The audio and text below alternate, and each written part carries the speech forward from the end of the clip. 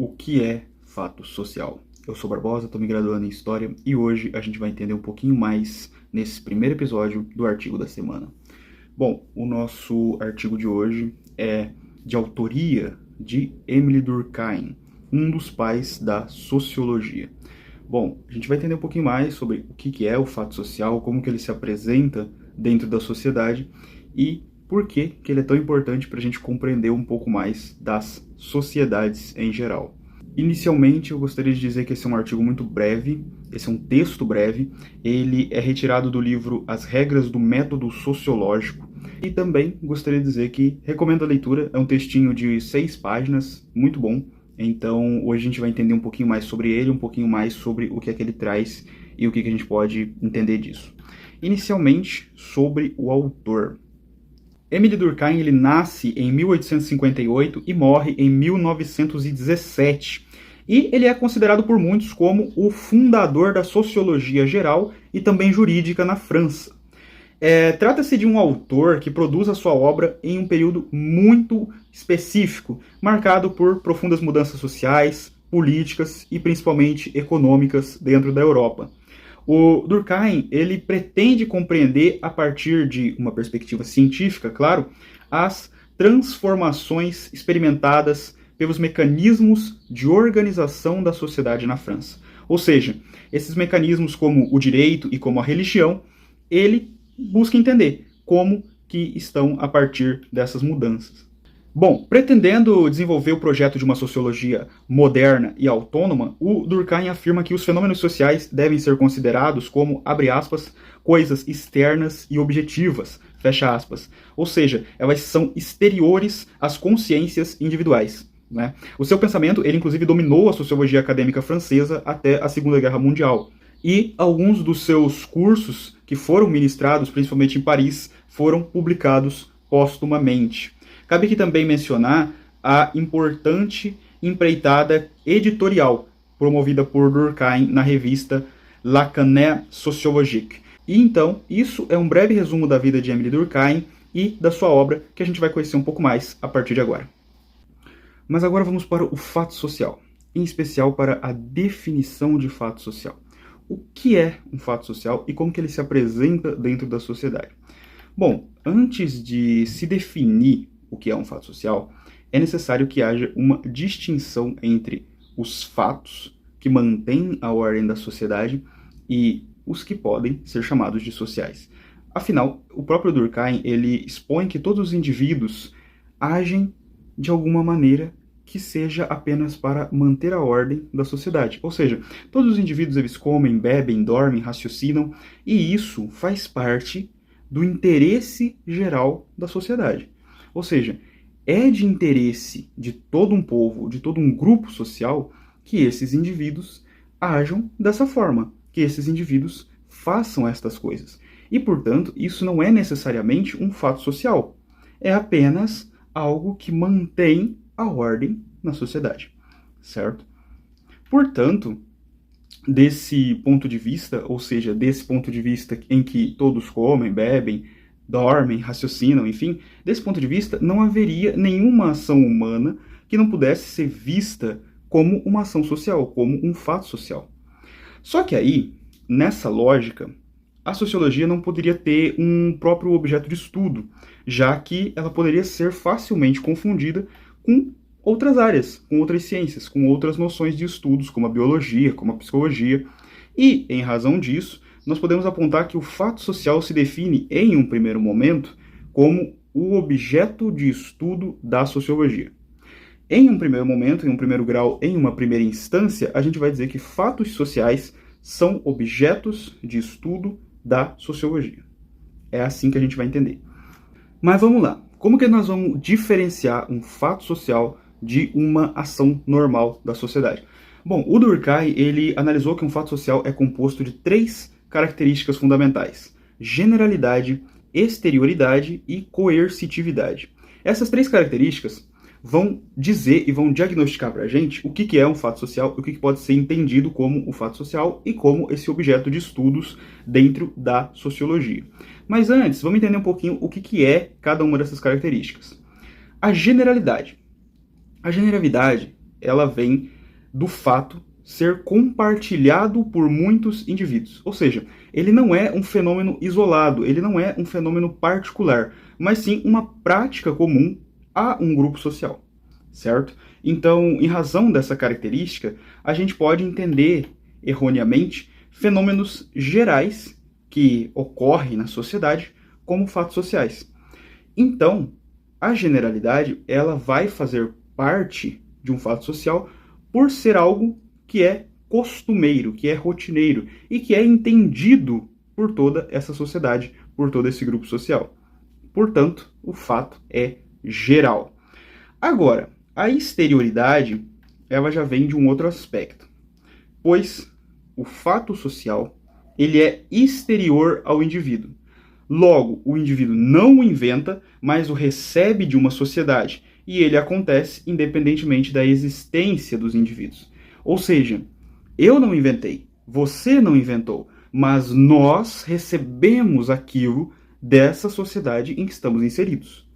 Algum hábito, algum costume, alguma ideia, algum conceito, ou seja, não fomos nós que o inventamos, mas ele é geral por ser entendido por toda a nossa sociedade, e ele é exterior, porque independente da minha vontade ou independente da minha existência, ele vai estar lá, ele vai acontecer e ele vai se fazer presente. Agora, a coercitividade dos fatos é aonde o Durkheim mais vai trabalhar em cima. Por quê? Ela é a característica mais presente nos fatos sociais, tendo em vista que ela exerce uma pressão sobre o indivíduo. Ou seja, ela o coage a agir de acordo com uma determinada conduta, pois aqueles que não seguem essa conduta podem ser punidos ou deixados de lado. Portanto, sofrer algum tipo de pena ou sanção social. Ou seja, você age de um determinado modo dentro de uma sociedade por uma pressão daquela sociedade. Você é coagido dentro da sociedade a ter uma determinada conduta. Isso é o fato social. O fato social, se a gente pegar em linhas gerais, nós podemos dizer o seguinte: ele é geral, porque todo mundo entende, todo mundo conhece, todo mundo sabe. Ele é exterior, porque você recebe, você não inventa, você apenas pratica. E ele é coercitivo, porque você vai ser, entre aspas, obrigado a agir daquele modo dentro daquela sociedade. Você vai se portar daquela maneira naquela sociedade, porque é o entendimento geral do que é o correto. Isso é a coerção social, isso é o fato social, né? Mas aí, nós podemos apontar também, de acordo com Durkheim, agora eu vou pegar o próprio texto, abre aspas. Estamos, pois, diante de uma ordem de fatos que apresenta caracteres muito especiais. Consistem em maneiras de agir, de pensar e de sentir exteriores ao indivíduo, dotados de um poder de coerção em virtude do qual se lhe impõe. Por conseguinte, não poderiam se confundir com os fenômenos orgânicos, pois consistem em representações e em ações, nem com os fenômenos psíquicos, que não existem senão na consciência individual e por meio dela. Fecha aspas, isso na página 2. Mas aí, para além disso, também vou me valer da definição dada também por Emile Durkheim. Abre aspas novamente. É fato social toda maneira de agir, fixa ou não, suscetível de exercer sobre o indivíduo uma coerção exterior, ou, ainda que é geral ao conjunto de uma sociedade dada e, ao mesmo tempo, possui existência própria, independente das manifestações individuais que possa ter. Fecha aspas, página 6. Bom, aqui o Durkheim define o que é fato social pelas suas próprias palavras, da sua própria maneira. Ou seja, toda maneira de agir, fixa ou não, suscetível de exercer sobre o indivíduo uma coerção exterior. Isso é o fato social. Portanto, das 3 características que ele apresenta, a coerção é a principal. O fato social, ele vai exercer sobre o indivíduo essa coerção externa, essa pressão externa da sociedade. Tudo que é externo e que pressiona o indivíduo a ser de determinado modo pode ser entendido como o fato social. Bom, vamos lá. A primeira missão do Durkheim é fazer uma distinção objetiva entre um fenômeno corriqueiro e geral da sociedade e a generalidade enquanto característica do fato social. Lógico que ações como comer, dormir, ouvir música, raciocinar diante de problemas, enfim, essas ações que ele menciona, elas fazem parte do cotidiano de uma determinada sociedade. Porém, apesar disso, essas ações elas não podem, lógico, como a gente já falou, ser interpretadas como fato social ou também como o objeto de estudo científico da sociologia, já que esses fenômenos eles são, em sua maioria, estudados por outras áreas, são entendidos por outras ciências, tanto exatas quanto da natureza, quanto humanas, né? Só que, na perspectiva dos fatos sociais, a gente pode compreender a generalidade como algo que faz parte do entendimento, faz parte do imaginário e também da cultura dessa sociedade ou daquela sociedade. Ou seja, um comportamento que é compreensível para aquele grupo de pessoas. Isso é a generalidade, certo? No caso, no texto, o Durkheim ele não vai se ocupar tanto em definir a generalidade e a exterioridade. Ele vai dar mais exemplos e dar mais embasamento para a coercitividade social. Mais uma vez, por conta do fato de que a principal das três características é a coercitividade. Mas, em sequência, ele se dedica também a tratar sobre a exterioridade. E ele vai interpretar que ela se perpetua dentro de um grupo social a partir da educação. E aí, daqui em diante, eu vou pegar mais um trecho do texto para a gente entender o pensamento de Durkheim. Abre aspas.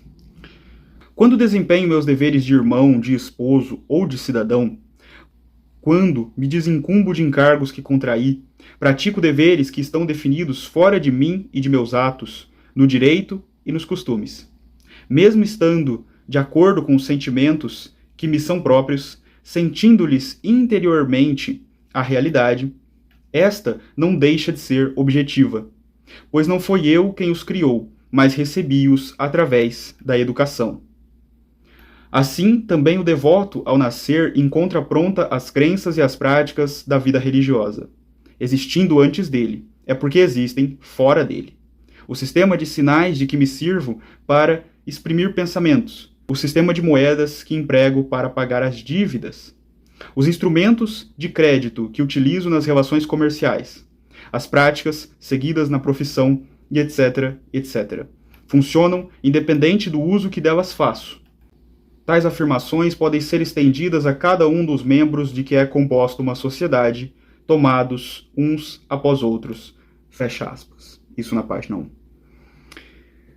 Aqui fica extremamente claro o que é exterioridade, como que ela funciona. E a partir desse excerto do texto, fica evidente, lógico, como que se caracteriza nos fatos a exterioridade. Pois o indivíduo ele não participa na criação de uma tradição ou na criação de uma ideia ou de um conceito dentro da sociedade. Ele já recebe isso da sociedade. E, sobretudo, ele recebe isso durante o seu processo de formação enquanto cidadão, enquanto pessoa participante daquela sociedade, durante, em geral, a primeira infância. E aí o Durkheim ele também vai apontar que essa perpetuação desses costumes, ela surge nas escolas, através da educação. E aí, essa visão do fato social, ela pode ser ainda mais compreendida quando a gente analisa a maneira com que as crianças são educadas. Porque aí ele também vai expor no texto, ele também vai trabalhar em cima da ideia de que toda a educação ela se fundamenta em um esforço contínuo para impor às crianças maneiras de ver, de agir, de sentir, de se vestir, né? De compreender a realidade. Maneiras essas que elas não chegariam de uma maneira espontânea, de uma maneira natural. Então, desde os primeiros anos de vida, as crianças elas são forçadas a comer, beber, dormir em horários regulares, são constrangidas a terem hábitos de higiene, a serem calmas e obedientes, são obrigadas a aprender a pensar nos demais, a respeitar usos e convivências, forçadas também, por fim, ao trabalho, e etc. Ou seja, isso tudo que faz parte da formação das crianças serviria como uma forma de perpetuar os fatos sociais dentro daquela sociedade, passando para essas crianças os costumes, as ideias, os hábitos, as tradições. Ou seja, o fato é exterior à criança. Independente dela, os fatos estão aí. Independente da criança, a sociedade vai funcionar dessa forma. Portanto, o Durkheim ele vai afirmar que, isso já abrindo aspas novamente, se, com o tempo, essa coerção deixa de ser sentida, é porque pouco a pouco dá lugar a hábitos, a tendências internas que a tornam inútil, mas que não a substituem, senão porque dela derivam. A educação tem justamente por objeto formar o ser social. Pode-se então perceber como que, num resumo, de que maneira este ser se constitui através da história. A pressão de todos os instantes que sofre a criança é a própria pressão do meio social tendendo a moldá-la à sua imagem. Pressão de que tanto os pais quanto os mestres não são senão representantes e intermediários. Fecha aspas, isto na página 3. Com isso, nós podemos concluir que a educação funciona não apenas como um meio de perpetuação das tradições, dos costumes, das ideias, mas também como um mecanismo de coerção social. Portanto, o indivíduo recebe da sociedade tudo que a compõe através da educação e da convivência com os demais. Por isso, a escola tem a sua importância fundamental dentro da ideia dos fatos sociais. Bom, vamos lá. Agora eu vou dar exemplos mais práticos do que é um fato social. Vamos começar com o ato de cumprimentar alguém. Mas, no caso, eu vou dar um exemplo muito minimalista, muito simplório, que é, por exemplo, o ato de dizer bom dia. Dizer bom dia para alguém quando você encontra. Vamos lá. O ato de dizer bom dia, ele é geral, certo? Ele é um ato que todo mundo entende dentro da sociedade. Todo mundo entende como algo educado, bonito e gentil de se dizer, né? Você é uma pessoa educada por dar bom dia para alguém. Quando encontra essa pessoa, quando, enfim, né, vai iniciar um diálogo, um cumprimento simpático. Aí, é um fato também exterior a você. Porque quando você nasceu, quando eu nasci, já era um costume da nossa sociedade cumprimentar as pessoas dando bom dia, fazendo esse tipo de saudação. Então, independente de eu querer, independente de você querer, independente de nós, as pessoas continuarão dando bom dia, a sociedade continuará entendendo o bom dia, e nós também devemos dar bom dia para as pessoas dentro dessa sociedade. Por quê? Aqui está a coerção social. Porque se eu chego para a pessoa me dá bom dia e eu não respondo um bom dia de volta, eu estou sendo mal educado, eu estou sendo grosso. Então, eu posso inclusive até sofrer um tipo de constrangimento, que seria no caso de chegar para a pessoa, já iniciando a conversa, sem esse cumprimento, a pessoa olha para você e vai te dizer: ué, não dá nem um bom dia? Dormiu comigo hoje? É uma forma de constrangimento social. É uma forma sutil, entre aspas, de coerção social. Porque você deve dar bom dia para alguém. É que nem quando você encontra alguém também e tem, por exemplo, um aperto de mão como uma ideia de cumprimento, como uma noção de que é o que você deve fazer. Você cumprimenta a pessoa estendendo a mão, a pessoa estende a mão de volta. Se você vai cumprimentar alguém, estende a mão para uma pessoa, a pessoa não te estende a mão de volta, essa pessoa é uma mal educada, é um grosso, é um ignorante, certo? E essa, de certa forma, é uma das primeiras coisas que a gente pensa. Por quê? Porque nós aprendemos que cumprimentar alguém, ou dando bom dia, ou mesmo fazendo um gesto de cumprimentar apertando as mãos, é algo educado. Portanto, isso é um exemplo, mesmo que minimalista, de fato social, certo? É geral, porque todo mundo entende, tanto o bom dia como o aperto de mão, como forma de cumprimento. É exterior, porque independente da nossa vontade, independente de você estar tendo um bom dia ou não, independente de muitos fatores, é educado dar um bom dia, é educado cumprimentar alguém apertando as mãos. E não fomos nem nós que criamos isso. Isso já vem de um costume que nós aprendemos, portanto é exterior. E é coercitivo, porque nós devemos agir assim para sermos bem vistos dentro do meio social, certo? E aí, um outro exemplo também, nós podemos pegar, que é o próprio Durkheim traz, é o exemplo da língua. A língua que nós falamos aqui, ela é geral porque todo mundo entende, é exterior porque não fomos nós que criamos, não fomos nós que começamos, nós aprendemos pela convivência, nós aprendemos pela alfabetização, e nós a usamos, somos coagidos a usar, porque se eu começar a falar inglês no meio do Brasil, ninguém vai me entender. Então, para mim ser compreendido dentro da sociedade e para mim ser participante daquela sociedade, eu sou coagido a falar a língua que aquele povo fala. Da mesma forma que nós não podemos chegar nos Estados Unidos ou na Inglaterra falando português. Não seremos necessariamente compreendidos dentro daquela sociedade. Portanto, não poderíamos fazer parte daquela sociedade. Portanto, mais uma vez, isso se torna um fato social. Porque é geral, é exterior e é coercitivo. Ele traz essas características, né? Então, a gente pode colocar, somado a isso, outros exemplos. Por exemplo, as leis que regem a sociedade, as normas de comportamento social, como as noções de etiqueta, os costumes, as tradições religiosas, as tradições culturais, as relações familiares, né? O casamento, a paternidade, as formas como a gente organiza a sociedade, as formas de organização social, como o sistema educacional, o sistema político daquela sociedade, as estruturas econômicas, ou seja, o mercado, a divisão de trabalho, né? E, de certa forma, até o suicídio. Então, isso tudo são exemplos de fatos sociais e são exemplos de como a gente pode entender a sociedade. Agora, só para a gente encerrar, eu vou trazer um último trecho do texto, onde o Durkheim vai falar mais separadamente sobre o que é coerção social. Principalmente, melhor dizendo, sobre a coerção. Bom, abre aspas. Não há dúvida de que esta coerção não se faz sentir, ou é muito pouco sentida quando com ela me conformo de bom grado, pois então torna-se inútil, mas não deixa de constituir caráter intrínseco de tais fatos, e a prova é que se afirma desde que tento resistir. Mas, e em se tratando de máximas puramente morais? Nesse caso, a consciência pública, pela vigilância que exerce sobre a conduta dos cidadãos e pelas penas especiais que tem a seu dispor, reprime todo o ato que a ofende.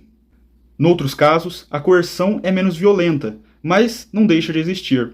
Se não me submeto às convenções mundanas, se, ao me vestir, não levo em consideração os usos seguidos em meus pais e, na minha classe, o riso que provoco, o afastamento em que os outros me conservam, produzem, embora de maneira mais atenuada, os mesmos efeitos que uma pena propriamente dita. Noutros setores, embora a coerção seja apenas indireta, não é menos eficaz. Não estou obrigado a falar o mesmo idioma que meus compatriotas, nem a empregar as moedas legais, mas é impossível agir de outra maneira. Minha tentativa fracassaria lamentavelmente se procurasse escapar desta necessidade. Fecha aspas. Ou seja, mesmo quando a gente não sente a coerção, mesmo quando ela não é necessariamente presente, é porque nós agimos conforme as regras da sociedade. Se a gente não sente diretamente essa coerção, essa é a razão. Porque ela existe de forma intrínseca nos fatos sociais. E essa força coercitiva, ela se revela quando a gente tenta resistir. Ela se revela quando a gente olha alguma coisa e tem a noção de que aquilo é errado dentro da sociedade. Ele deu exemplos ali de modos de se vestir, da língua, das moedas, enfim. Mas a gente entende isso a partir da resistência à coerção social. É ali que você sente ela. A sociedade, ela mantém a ordem no meio, não só pelas leis, não só pelo direito, mas também pelos costumes, pela pressão que o grupo faz e também por, lógico, alguns constrangimentos práticos. Então, é isso que o Durkheim vai apontar dentro desse texto, desse breve texto, que contém 6 páginas ali, sobre os fatos sociais. Eu quis trazer isso aqui para a gente ter um contato um pouquinho maior com a academia, para a gente conhecer um pouco mais do Durkheim e do seu texto, da sua obra, né, desse conceito tão essencial dentro da sociologia, que é o conceito de fato social. Por conta disso, eu espero que você tenha gostado, eu espero que tenha sido um vídeo que te trouxe uma noção melhor de como que a sociedade entende-se e como que nós podemos entender ela. E, bom, no mais, é isso. Fiquem bem, deixa um like se você ficou até o final, se inscreva no canal e até logo!